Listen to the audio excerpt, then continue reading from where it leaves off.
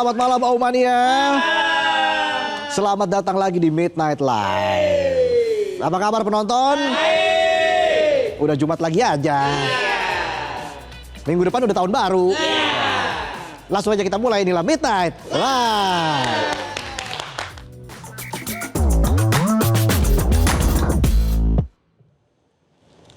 Berita malam ini kita akan bahas soal paham yang kadang-kadang malah bikin kita susah paham. Alias ideologi. Kalau kita mah ngertinya cocok logi. Cocok gak cocok yang penting cucok. Nggak pakai meong tapi. Cocok logi itu ibarat lo ditunjuk jadi ketua RT. Ditunjuk pas rapat pemilihan RT jam 8. Rumah lo nomor 8. Dan lo ketua RT 13 di RW 13. Nah 13 ditambah 13 sama dengan 26. 2 ditambah 6 jadi 8. Cocok ini. Jadi dijafu saya. Jadi begini ceritanya. Ceritanya begini. 23 Desember kemarin sejumlah personel detasemen khusus atau Densus 88 pakai kendaraan Barakuda, bawa senjata lengkap, bahkan pakai robot buat mendeteksi hal tertentu, melakukan penggeledahan sebuah rumah di Garut, Jawa Barat. Terkait dugaan keterlibatan salah satu penghuni rumah yang masih berstatus pelajar yang diduga terpapar paham neo-Nazi dan terafiliasi dengan salah satu member aktif grup WhatsApp. Buset, semua dibawa, robot, kendaraan, persenjataan, geledah rumah pelajar udah kayak geledah rumahnya Pablo Escobar. Senyores, cukup Nandito. Lah ganti Marimar itu. Lucu gak sih? Ya udah lanjut aja lah ya. Peralatan penggeledahan lengkap banget. Udah kayak gebetan lo mau bongkar isi HP tapi yang dibawa temen tongkrongan dibawa. Besti lo dibawa. Bukti capture instastory dibawa. Tinggal bawa penyidik KPK aja gitu. Udah setara sama RK lo. Kata salah satu warga di lingkungan sekitar, penggeledahan dilakukan sekitar pukul 8 malam sampai setengah 12 malam. Soal pelajar yang diciduk, infonya pelajar itu terindikasi sempat membagikan video, juga foto bom pipa, dan cara membuat peluru. Bayangin anak umur segitu, paling yang di-share foto pap, atau bagi tutorial nembak gebetan satu kelas. Dan kalau chatnya bikin ribut paling yang nyamper abang-abangan tongkrongan. Lah ini isinya ngeri, bikin ribut satu negara yang jemput bukan abang-abangan tongkrongan tapi Densus 88. Kesenjangan chat WA. Jadi sebelum menggeledah, tim Densus 88 sempat menjemput pelajar itu di kota Bandung. Setelah itu dibawa ke Garut, pelajar itu juga sempat dilakukan assessment oleh tim yang telah disiapkan. Abis assessment, tim gabungan lanjut menggeledah rumahnya di Garut. Panjang alurnya. Udah mirip kayak ngajak gebetan ke jenjang hubungan serius. Dijemput, dibawa, di assessment. Terus kalau memang cocok bisa datang ke rumah. Statue. Dalam penggeledahan itu petugas mengamankan sejumlah barang bukti mulai bubuk arang, belerang, buku-buku paham neo-Nazi, kabel, sejumlah cairan, proyektil peluru, telepon genggam dan lainnya. Itu rumah apa serba? Isinya macem-macem. Buku ada, cairan ada, proyektil peluru ada, telepon genggam ada, belerang ada. Tinggal ada promonya apa enggak tuh? Pas akhir tahun soalnya kan, midnight sale, bukan midnight live. Kepala Satuan Reserse Kriminal Polres Garut, AKP Joko Prihatin bilang bahwa pihaknya dalam kegiatan tersebut terlibat sebagai pendamping. Tapi Joko bilang kalau dia nggak bisa kasih keterangan lebih jauh karena itu ranahnya Densus 88 buat menjelaskan lebih detail. Nah Pak Joko ini benar, kalau bukan tupoksinya jangan ngomong ntar malah salah. Jangan kayak penonton, kerjaannya hai, disuruh lembur, hai, gajinya hai. Sementara itu juru bicara Densus 88 Ajun Komisaris Besar Maindra Eka Wardana bilang kalau penggeledahan juga berkaitan dengan insiden ledakan di SMA N 72 Jakarta Utara beberapa waktu lalu. Dia bilang tim sedang menyelidiki keterkaitan antara insiden ledakan di SMA N 72 dan jaringan yang sedang berkembang. Nah ini jangan sampai urusan ideologi penanganannya pakai cocok logi. Bukannya cocok bisa-bisa malah cekcok. Kalau kocok kartu, kartu dikocok. Makanya belajar dari Choyun Fat loh.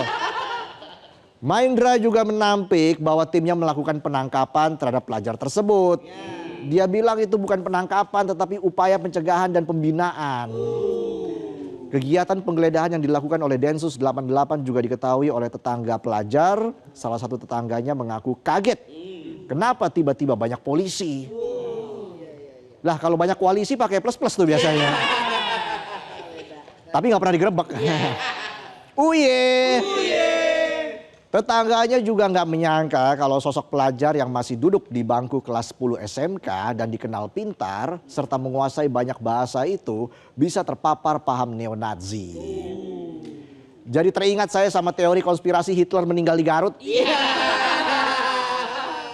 Jangan-jangan orang lebih percaya Hitler meninggal di Garut daripada koruptor dimiskinkan. Balik lagi, tetangganya juga menjelaskan kalau pelajar tersebut bukan warga asli Garut tapi pendatang. Berdasarkan pengakuan tetangganya, keluarga itu asalnya dari Padang, lalu si pelajar itu lahirnya di Bandung, kecilnya sempat di Garut, lalu ke Padang, lalu ke Garut lagi. Pindah-pindah mulu bang, kagak capek apa angkat-angkat lemari. Terserah dari mana asalnya, yang jelas paham neo-Nazi jelas bukan sekedar perkara keamanan atau kriminalitas remaja. Tapi gejala dari sistem sosial yang timpang di mana negara abai, pendidikan kehilangan roh ideologisnya, dan kapitalisme digital dibiarkan mencetak kesadaran palsu di kepala generasi muda. Pemerintah harus turun tangan ini. Kalau klarifikasi kan udah sering. Ruang digital kita harus benar-benar dijaga, jangan dibiarkan. Itu idealnya. Kenyataannya, jangan kan ngurusin ideologi, ngurusin slot judul aja kewalahan.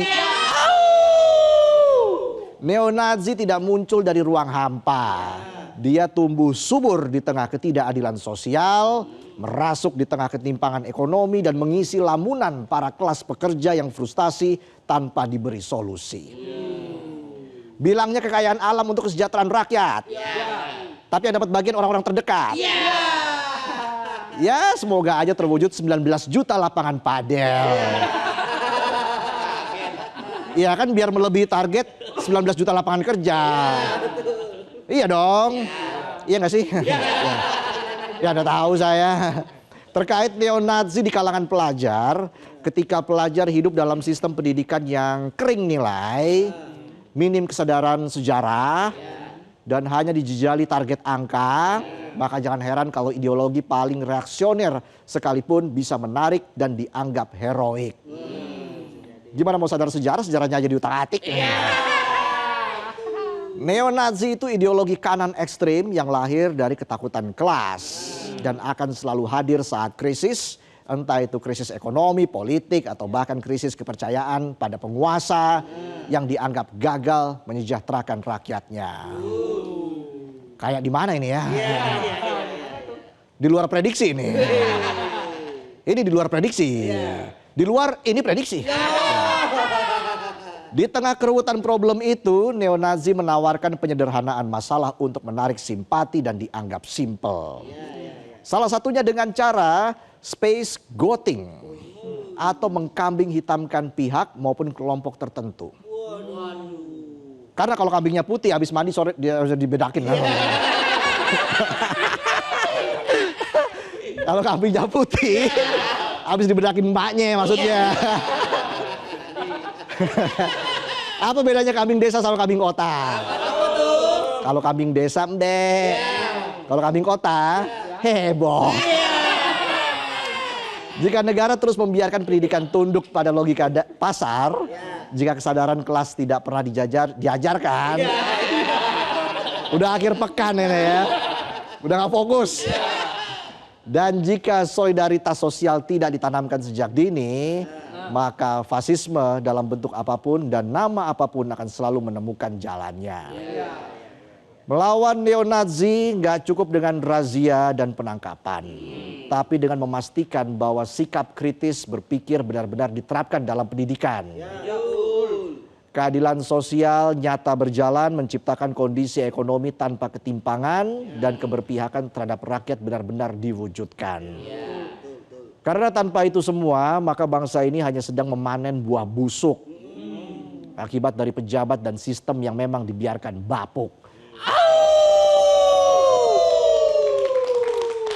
Usai kita bahas pemuda yang terpapar fantasi paham neo-Nazi di Garut, kita berpindah informasi terkait seorang lansia berusia 80 tahun yang rumahnya diratakan dengan tanah oleh kelompok ormas tanpa perintah pengadilan. Berikut informasinya.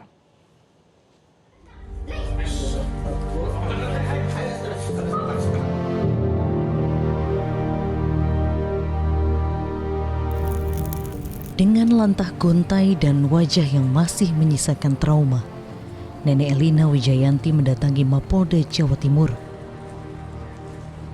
Di usia 80 tahun, ia tak pernah membayangkan masa tuanya terusik aksi semena-mena sekelompok orang yang merebut dan menghancurkan rumah tempat tinggalnya. Didampingi kuasa hukumnya, Elina menuntut keadilan. Tak hanya kehilangan atap untuk berteduh, sejumlah barang berharga yang ia kumpulkan seumur hidup turut direbut oleh aksi premanisme yang berkedok eksekusi lahan. Sekitar antara 20-30 orang ya datang ke rumah nenek tersebut. Terus kemudian setelah itu melakukan pengusiran secara paksa. Dengan cara nenek tersebut awalnya ditarik ya? Ya Bu, ditarik terus kemudian diangkat, kemudian dikeluarkan dari rumah. Pengusiran paksa Nenek Elina dari tempat tinggalnya memantik amarah netizen hingga sampai ke telinga pemerintah kota Surabaya. Wakil Wali Kota Surabaya Armuji langsung terjun ke lokasi yang kini telah menjadi puing. Sempat terjadi ketegangan saat Armuji meminta penjelasan dari seorang pria bernama Samuel yang mengklaim sebagai pemilik lahan yang sah. Samuel bersikukuh rumah itu telah ia beli melalui kakak Elina sejak 1 dekade silam.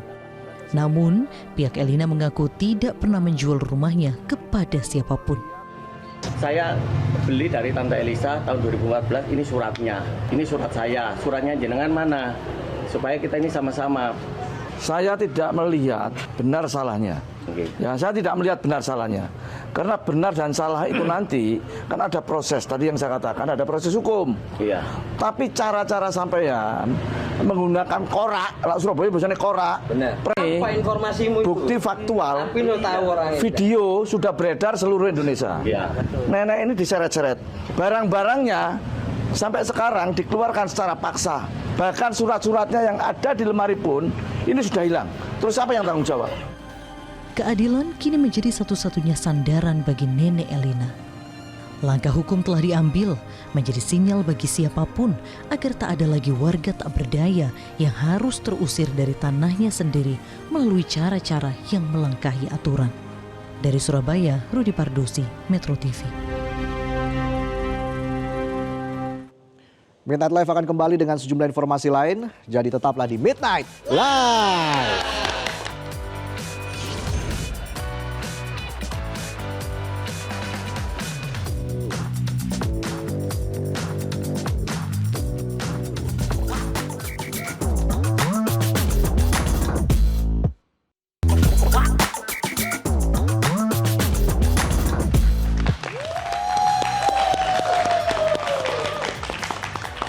Kita bahas soal liburan untuk menghibur penonton yang nggak dapat liburan. Bukannya libur malah lembur. Libur Natal dan Tahun Baru dimanfaatkan masyarakat untuk berwisata ke berbagai daerah di Indonesia. Sejumlah destinasi unggulan pun dipadati pengunjung mulai dari wisata alam, pegunungan hingga kawasan pedalaman yang menghadirkan perayaan Natal penuh makna. Dan berikut informasinya. Pada libur Natal 2025, daerah istimewa Yogyakarta dibanjiri wisatawan, terutama wisatawan Nusantara. Hampir seluruh destinasi wisata dipadati pengunjung. Salah satunya Lavatur Merapi yang menawarkan pengalaman menyusuri lereng Gunung Merapi. Wisata ini diminati karena sensasi melintasi kawasan bekas erupsi, termasuk genangan air di alur Sungai Kuning. Namun, wisatawan diwajibkan melakukan reservasi terlebih dahulu agar mendapatkan jadwal kunjungan.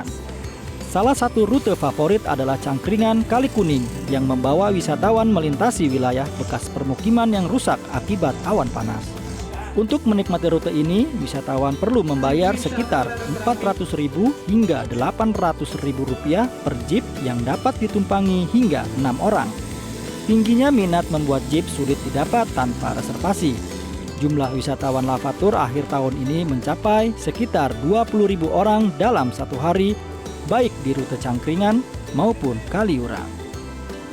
Cukup menarik, ekstrim juga tadi jalurnya, tadi bisa tahu museum.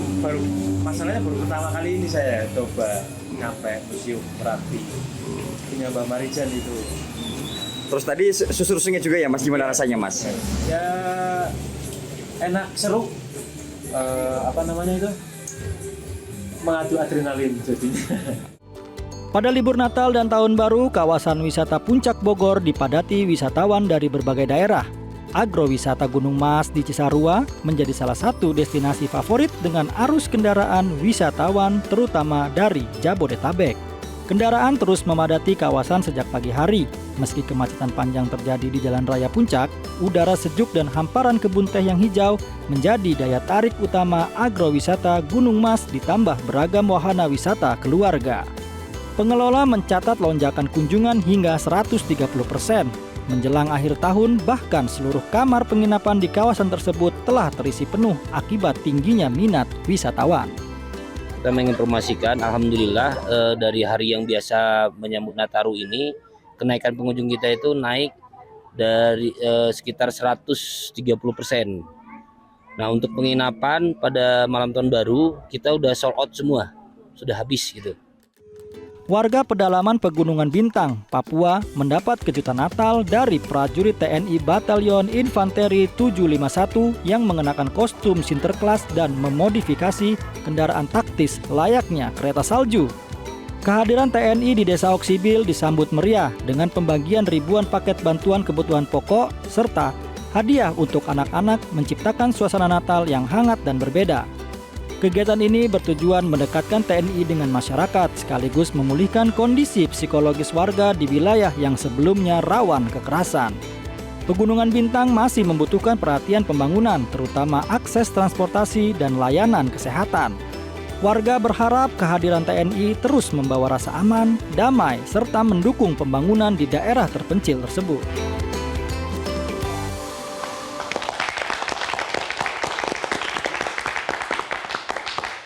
Masih informasi dari liburan menjelang Tahun Baru, Pantai Sepanjang Gunung Kidul memiliki wajah baru usai pemerintah daerah istimewa Yogyakarta melakukan penataan kawasan wisata pantai. Pantai dengan garis pantai terpanjang di Gunung Kidul ini memiliki pemandangan yang menawan dan cocok untuk dinikmati bersama keluarga di masa libur Natal dan Tahun Baru ini. Dan berikut liputannya. Bagi yang sedang singgah di Yogyakarta, mungkin ada baiknya untuk berkunjung ke Kabupaten Gunung Kidul karena ada satu pantai yang merupakan pantai yang sudah lama sebenarnya dibuka untuk wisatawan, namun terasa baru karena memiliki wajah yang baru, yaitu di Pantai Sepanjang di Kapanewon, Tanjung Sari. Di Pantai Sepanjang ini pada tahun ini pemerintah daerah melakukan penataan kawasan wisata pantai menjadi yang pertama dilakukan di Kabupaten Gunung Kidul. Dan ini sejumlah lapak pedagang yang berjumlah kurang lebih 100 lapak pedagang ini direlokasi ke tempat yang baru, yaitu di sebelah utara yang tidak mengganggu pandangan untuk menikmati kawasan Pantai Sepanjang. Selain itu, pengaspalan sepanjang 500 meter juga dilakukan oleh pemerintah daerah untuk akses yang lebih baik ke Pantai Sepanjang ini. Selain itu, para pedagang yang menempati kios-kios yang baru di sisi sebelah utara jalan ini juga merasa lebih nyaman untuk berdagang, sehingga diharapkan akan meningkatkan pendapatan para pedagang sendiri. Dan memasuki libur Nataru, kawasan Pantai Sepanjang sendiri saat ini cukup ramai wisatawan karena memang pantai ini memang menjadi salah satu destinasi favorit kunjungan wisata di Gunung Kidul. Sesuai namanya, Pantai Sepanjang ini memiliki garis pantai yang cukup panjang, mungkin terpanjang di Gunung Kidul, dan juga memiliki fasilitas yang cukup lengkap juga. Sehingga banyak wisatawan yang memilih Pantai Sepanjang ini untuk berlibur mengisi libur Nataru pada tahun ini. Berikut kutipan wawancara kami dengan salah satu pengunjung di Pantai Sepanjang yang menikmati libur Nataru pada tahun ini di Pantai Sepanjang. Tapi sih kayak kayak pantai baru gitu loh. Soalnya saya juga belum lama kesini, tapi belum ada ruko-ruko yang baru itu.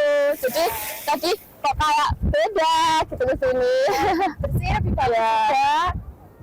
Pemandangannya lebih kelihatan gitu, bagus. Kalau untuk selama Nataru ini tadi jalannya macet nggak Pak? Macet banget. Ya. Kalau perbedaannya tuh mungkin kalau di Bantul contohnya itu mungkin lebih panas daripada di sini. Soalnya pasirnya juga beda, nggak kayak sini gitu. Dari sisi pelaku wisata sendiri berharap pemerintah daerah nantinya akan banyak menggelar atraksi-atraksi wisata untuk menarik wisatawan mau berkunjung ke Pantai Sepanjang untuk menikmati wajah baru Pantai Sepanjang ini. Dan tentunya akan meningkatkan pendapatan para pelaku wisata serta pedagang di kawasan Pantai Sepanjang. Berikut kutipan wawancara kami dengan salah seorang pedagang di mengundang wisatawan lebih datang ke sini lebih banyak lagi, mungkin perlu ada kegiatan yang bisa mengundang wisatawan. Atraksi wisata gitu ya? Iya, berkunjung ke sini lebih banyak lagi. Kalau selama Nataru ini sudah ada peningkatan penjualan belum Mbak di tempat jenengan sendiri? Untuk sementara belum. Masih biasa masih stabil sama ya? seperti yang dulu, masih stabil. Pemerintah Kabupaten Gunung Kidul sendiri menargetkan kunjungan wisata sejumlah 230.000 kunjungan selama libur Nataru pada tahun ini. Dari Kabupaten Gunung Kidul, Yogyakarta, Erwin Hidayat, Metro TV.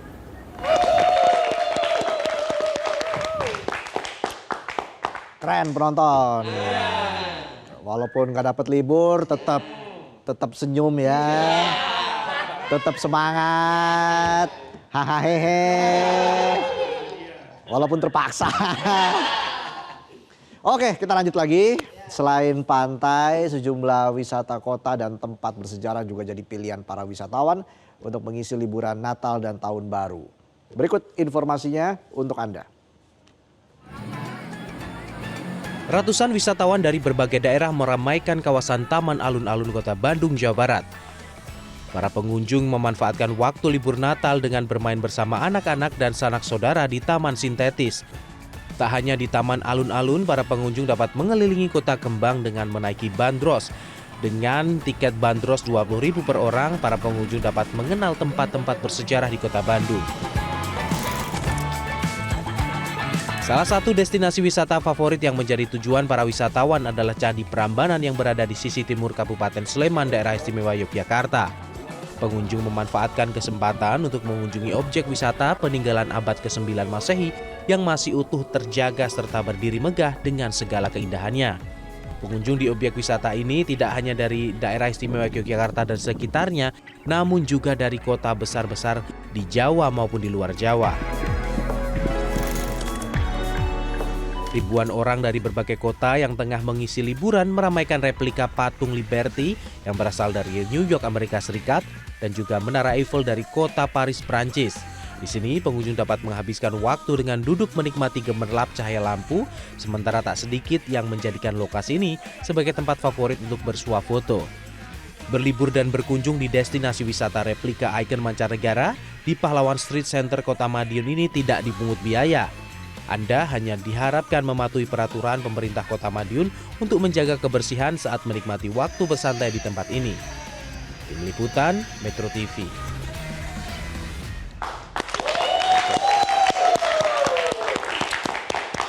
Ya, itulah tadi informasi liburan dari dalam negeri. Usai jeda, informasi liburan dari luar negeri. Makin terengaing-ngaing penonton ya. Terngiang-ngiang ya. Semoga semuanya bisa keluar negeri. Kita jeda dulu, kami akan kembali saat lagi. Tetaplah di Midnight Live.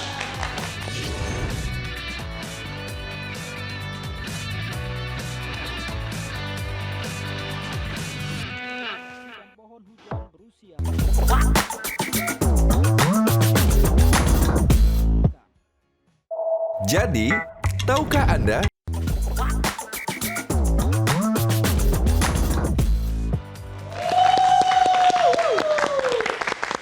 Kembali lagi di Midnight Live. Aumania, mana suaranya? Lanjut lagi kita ke informasi liburan dari luar negeri. Berbagai perayaan unik dan kreatif mewarnai suasana Natal di sejumlah negara, menampilkan tradisi lokal yang berbeda namun syarat makna. Dari India hingga Tiongkok, semangat Natal dirayakan melalui seni, kebersamaan, dan pesan perdamaian yang menarik perhatian masyarakat luas. Ini dia informasinya.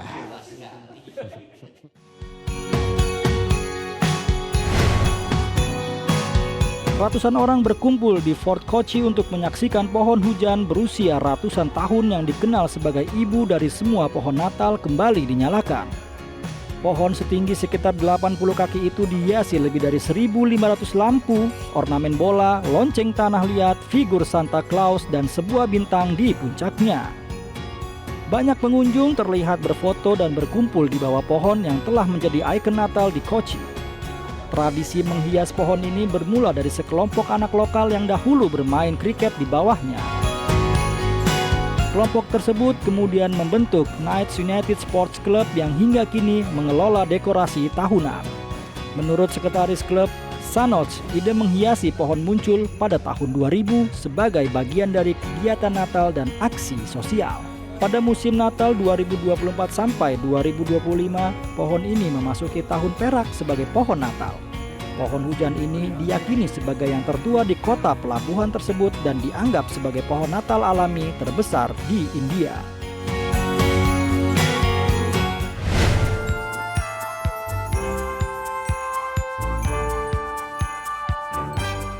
Yaosheng Ice and Snow World di Shanghai membuka pintunya khusus untuk anjing dengan menggelar hari bermain salju bagi hewan peliharaan.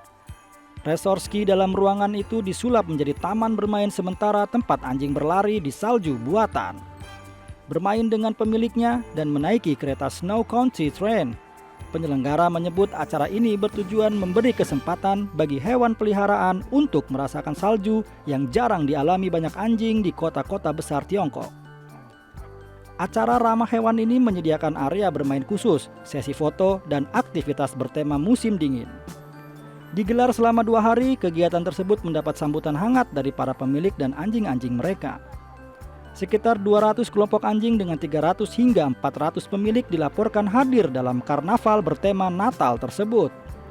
Berlokasi di distrik Lingang, fasilitas ini mencakup area hampir 99.000 meter persegi dan memegang rekor Guinness sebagai resor salju dalam ruangan terbesar di dunia. Dengan suhu minus 5 derajat Celcius dan salju sepanjang tahun, resor ini semakin populer seiring meningkatnya minat masyarakat Tiongkok terhadap olahraga musim dingin.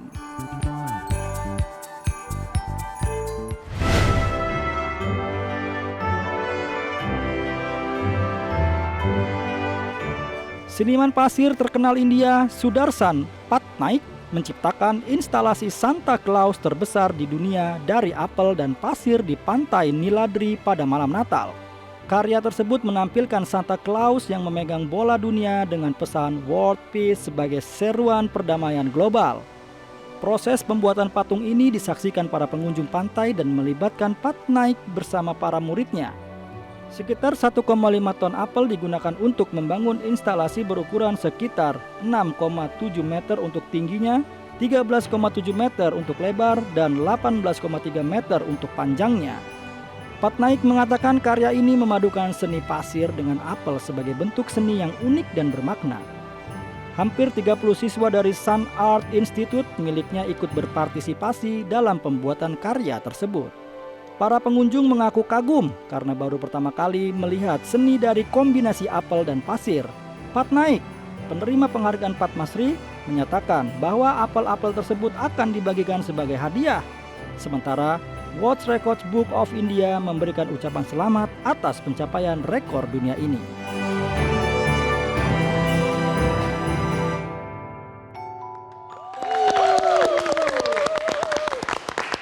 Itu tadi informasi liburan dari luar negeri.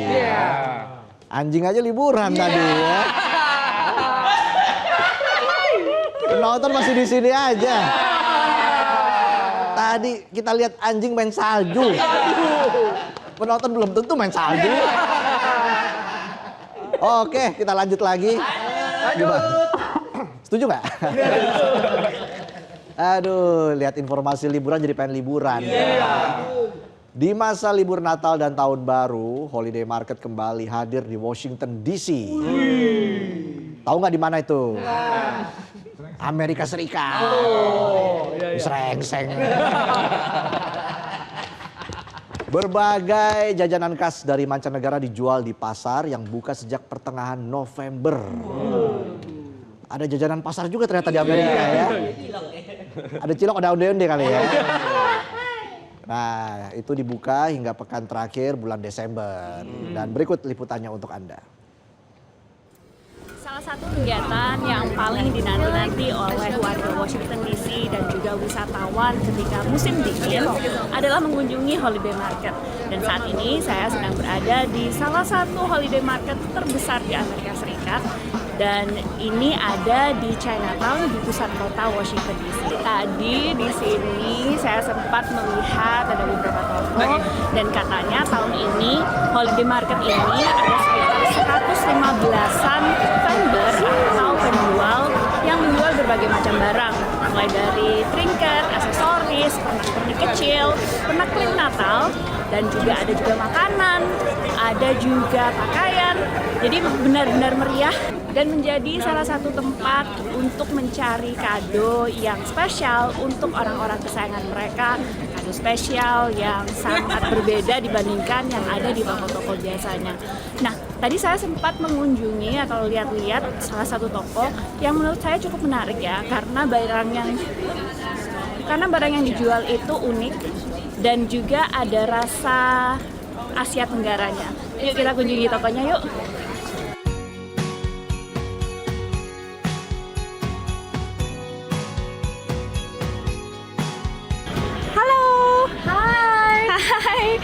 So this is interesting. You have a Malaysian spices? Yes, these are Malaysian satay paste, curry paste, and hot sauce.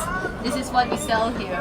Okay, so what is the best-selling part over here? The best-selling product is the satay peanut paste. People just go really crazy for it. And how long has Mama Lamb's open? Mama Lamb's has been around for 9 years. They're actually based in New York, so it's really great that they come down here. All the jars here are cooked and also packaged in New York and then brought down. And yeah, as you can see, we are almost sold out. We have to restock soon. So we have a really good crowd here. Oh wow. Nah ini semakin malam semakin ramai ya, karena memang holiday market seperti ini atau pasar kaget di masa-masa liburan itu memang jadi hiburan bagi mereka yang setelah pulang bekerja atau mencari alternatif hiburan lain di luar ruangan. Walaupun saat ini suhu di Washington DC itu sekitar 4 derajat Celcius, tapi orang-orang tetap keluar bertemu dengan teman-teman mereka dan jadi pusat hiburan atau kegiatan yang paling dinantikan di saat musim dingin.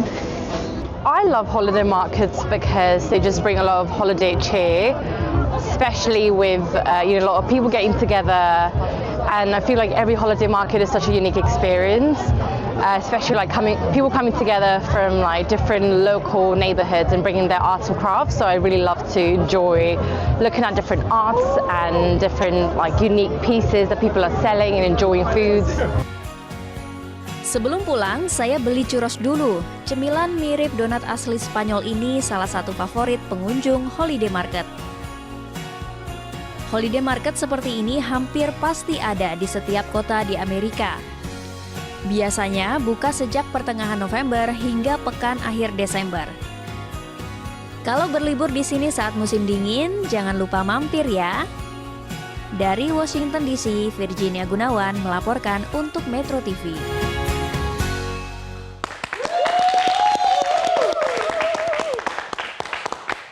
Informasi selanjutnya di ujung utara Finlandia, Rusa. Oh, ada rusa ternyata. Iya.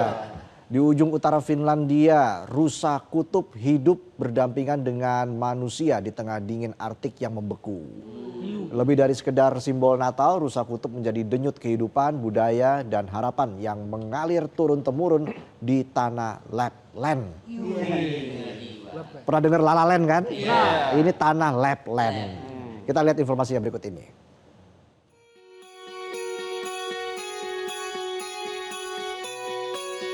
For me as a reindeer herder and this lifestyle what I'm living, the most of the time they are everywhere, and we leave them back to wilderness in spring when they are calving, and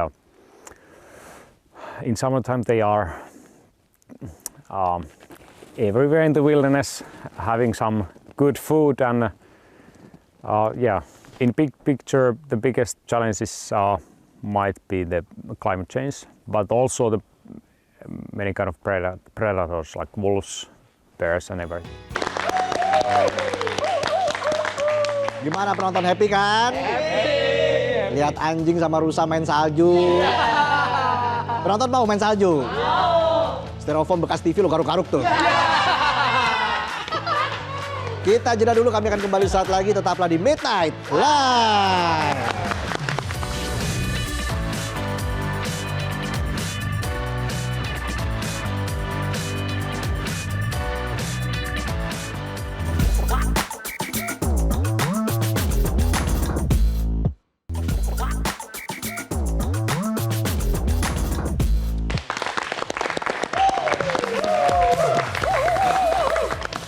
Kita kembali lagi di Midnight Live. Aumania masih semangat?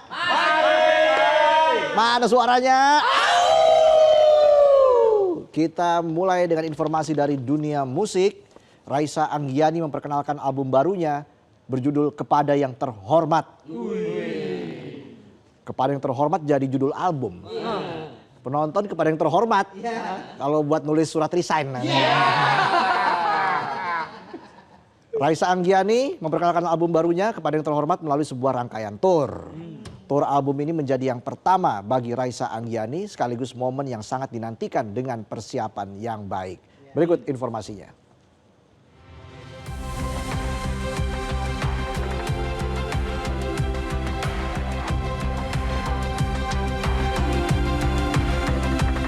Musisi muda berbakat Raisa Anggiani resmi membuka rangkaian tur album terbarunya.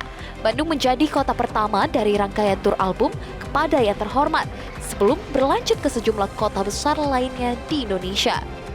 Konser tur album Raisa Anggiani yang digelar pada hari Jumat lalu ini dibuka dengan sesi meet and greet untuk menyapa penggemarnya. Sebelum memasuki area konser, penonton disuguhkan pengalaman unik melalui sebuah mini exhibition yang menampilkan suasana tulisan serta karya-karya personal Raisa Anggiani.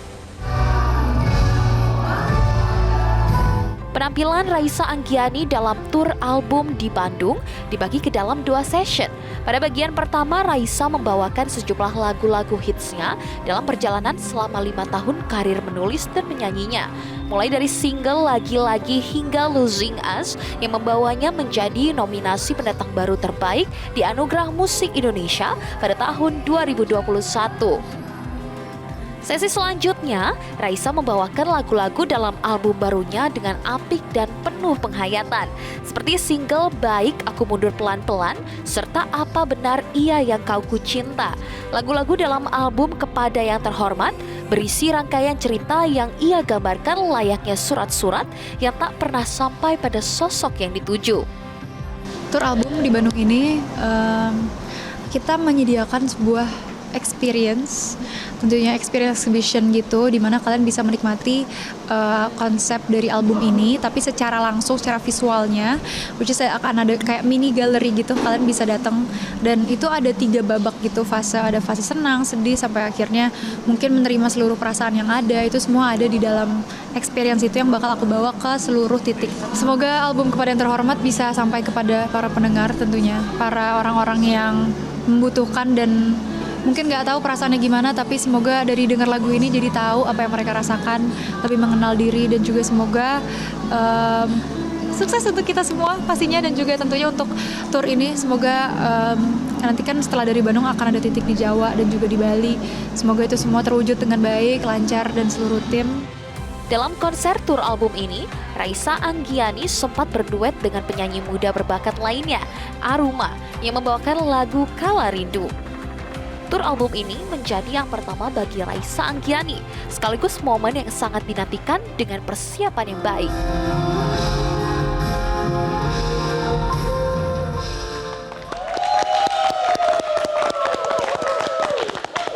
Keren ya, tadi ada Raisa, ada Aruma juga, pernah ke Midnight Live gitu. Aumania juga. Mudah-mudahan.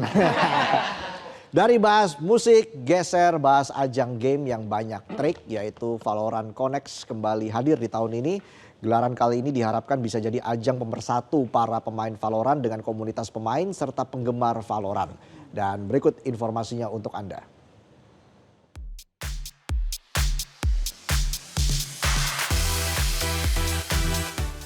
Riot Games kembali gelar Valorant Connects 2025. Tidak hanya menyajikan turnamen dalam berbagai kategori, Valorant Connects 2025 juga hadirkan pertandingan amal untuk korban bencana Sumatera. Valorant Connects 2025 berlangsung di Gor Sumantri, Brojonegoro, Jakarta pada hari Sabtu. Acara ini merupakan salah satu event rutin tahunan Valorant yang mampu menyedot perhatian para penggemar game Valorant untuk hadir dan meramaikan acara. Adapun Riot Games menghadirkan sejumlah kegiatan, mulai dari turnamen antar komunitas yang melibatkan 50 tim, show match antara pro player dengan content creator Valorant, hingga pertandingan amal untuk korban Sumatera. Brand Manager Valorant Indonesia, Dara Amadea, menjelaskan bahwa Valorant Connect sudah digelar untuk ketiga kalinya. Di tahun 2025 ini yang menekankan pada penguatan ekosistem game dengan menghadirkan turnamen dan aktivitas lainnya. Jadi di event ini kita ada beberapa macam kegiatan. Ada salah satunya kita sebut dengan Vito 50, yaitu adalah turnamen komunitas yang melibatkan lebih dari 50 tim dari berbagai macam kategori. Salah satunya ada kategori SMA, kuliah kampus, dan juga kategori umum untuk memperebutkan hadiah hingga puluhan juta rupiah. Kami juga mempunyai aktivitas lain, yaitu turnamen antar media. Jadi kami mengundang media seperti Dunia Games dan GGWP, dan tarung media ini sebagai bentuk charity match dalam penggalangan dana untuk mitigasi bencana korban di Sumatera. Ajang Valorant Connects 2025 diharapkan dapat menjadi ajang pemersatu para pemain Valorant dengan komunitas pemain serta penggemar Valorant untuk mampu mendorong perkembangan industri e-sport di Indonesia. Tim Liputan Metro TV. Jelajahi cara baru mendapatkan informasi. Download Metro TV Extend sekarang.